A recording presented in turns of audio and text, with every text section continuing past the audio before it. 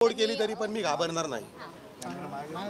हे त्याचं वक्तव्य जरी असलं तरी कायद्यापेक्षा तो मोठा नाही आहे। कितीही त्यांनी वल्गना केल्या तरी शिवसेना त्याला आपल्या स्टाईलने धडा शिकवेल एवढी खात्री आम्ही आपल्याला या ठिकाणी देतो। म्हणतात की माझा डीएनए आणि कुणाल कामरांचा डीएनए एकच आहे, त्या पद्धतीने मला माहित नाही त्यांचा डीएनए काय आहे, शेवटी तो त्यांचा व्यक्तिगत विषय आहे। कुणाल कामरा का ये कहना है की फडणवीसांचं वक्तव्य आहे की 2014ला जी युती तुटली त्यामध्ये फक्त 4 जागांवर ही युती तुटली, शिवसेनेचाच मुख्यमंत्री होणार होता, उपमुख्यमंत्रीपद भाजपकडे होतं, मात्र शिवसेना म्हणजे उद्धव ठाकरे अडून बसले। 4 जागांसाठीच युती तुटली आहे खरोखर?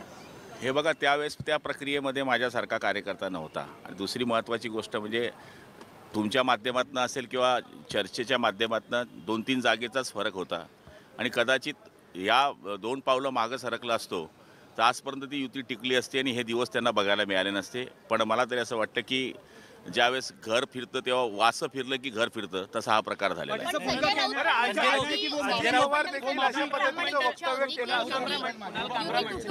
संजय राऊत देवेंद्र फडणवीसांची सुद्धा प्रामाणिक इच्छा होती असं संजय राऊत म्हणतात। कुठेतरी पुन्हा एकदा राजकीय कूस बदलण्याच्या दिशेचे हे संकेत आहेत का? नाही, संजय राऊतांची आजचं वक्तव्य जे म्हटलं तुम्ही की त्यांची इच्छा होती देवेंद्रजीची, मग आमची इच्छा होती का युती तोडायची? पाटील साहब उन्होंने कहा है कि किसी तरह से माफी मांगेंगे नहीं और जो अजीत पवार ने जो कहा है वही उन्होंने रिपीट किया है। एक जण बोला। ज्यावेळेस शिवसेना तर मित्रांनो, कसा वाटला तुम्हाला हा व्हिडिओ? जर का हा व्हिडिओ आवडला असेल तर व्हिडिओला लाईक आणि चॅनलला सबस्क्राईब नक्की करा आणि बेल आयकॉन नक्की प्रेस करा। जय महाराष्ट्र।